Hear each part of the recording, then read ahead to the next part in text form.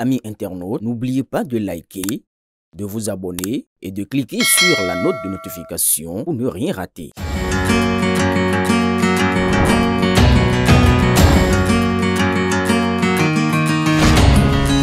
L'élégance africaine prend vie chez Brim Création d'Afrique.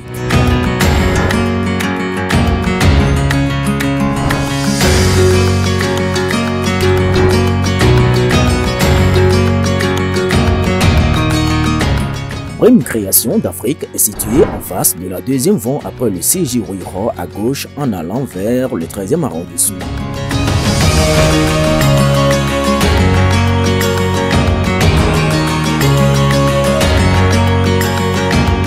Commandez dès aujourd'hui en nous contactant au plus 229 01 97 82 82 76 ou au 01 52 51 00 52.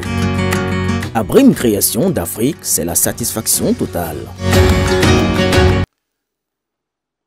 La formation technique professionnelle devrait être le premier investissement des États, des gouvernants. Quand nous sommes arrivés en 2016, on a fait des débats budgétaires. Faut-il consacrer tout de suite un grand nombre à la formation technique professionnelle au détriment de l'eau, au détriment de l'électricité, au détriment des routes, au détriment des marchés ou au détriment des stades? Les débats ont été longs, monsieur le ministre d'État, difficiles. Et nous avons dit qu'il faut faire tout un peu. C'est notre choix, n'est-ce pas? Il faut faire tout un peu. Mais on aurait pu dire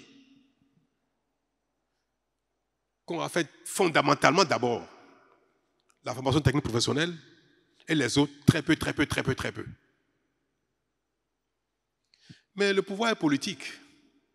Et les électeurs, parfois, donnent le signal de l'urgence. C'est eux qui déterminent ce qui est urgent pour eux. Mais quand vous faites le tour dans le pays, vous regardez l'ensemble des requêtes. Vous voyez, donnons de l'eau en urgence, donnons de l'électricité en urgence, donnons des routes en urgence. Nous n'avons pas réussi à mettre en œuvre notre politique de formation technique professionnelle ambitieuse avant la fin du mandat. Mais la bonne nouvelle, même si je suis malheureux de ne pas voir ça pendant que je suis dans la charge, la bonne nouvelle, c'est que désormais, tout est prêt.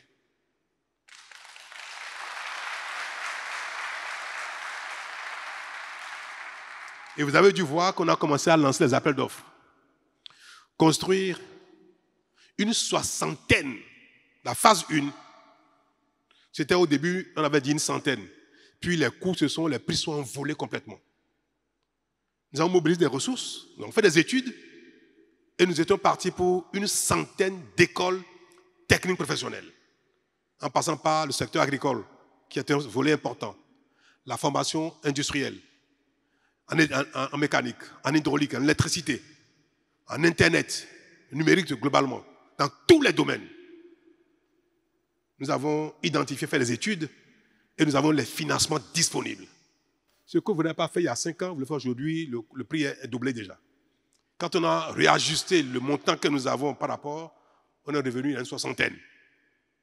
Donc, c'est une soixantaine d'écoles techniques professionnelles qui sera construite, équipée, mise en œuvre. Les gens ont commencé la formation.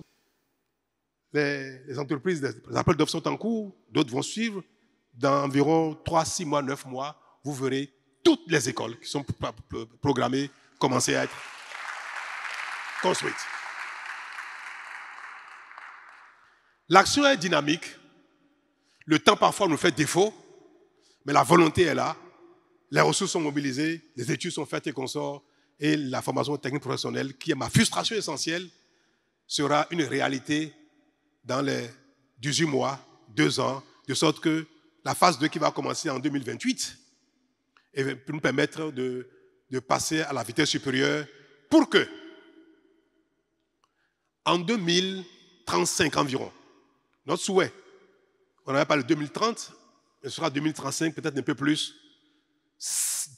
10 Béninois qui vont sortir du système scolaire soit un niveau moyen ou niveau supérieur, quand on fait les statistiques de ceux qui vont sortir du système scolaire, 7 Béninois sur 10 soient formés au métier.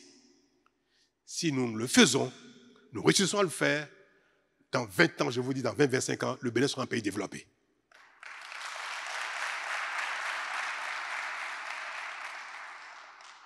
Et ça, vous comprenez pourquoi je prie.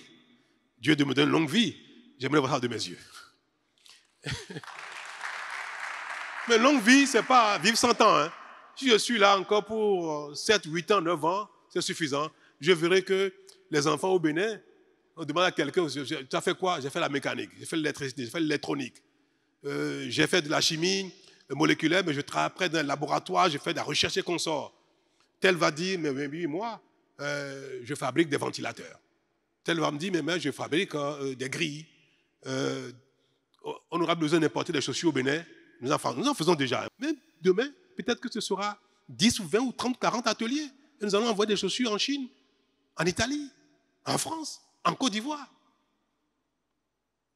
Les lunettes, au lieu d'importer les verres médicaux, correcteurs, peut-être qu'on va les faire ici, nous-mêmes, directement. Pourquoi pas? Ce n'est pas des choses qui sont compliquées. Une petite formation, un peu de moyens, et c'est faisable. Il y a tellement de choses à faire quand on a de la formation, de la compétence, que le développement après paraît facile. Si nous le faisons, nous allons structurellement vaincre cette fatalité qui semble caractériser l'Afrique où on n'arrive pas à se développer. C'est simple. On n'a pas besoin d'être un génie pour faire ces choses-là.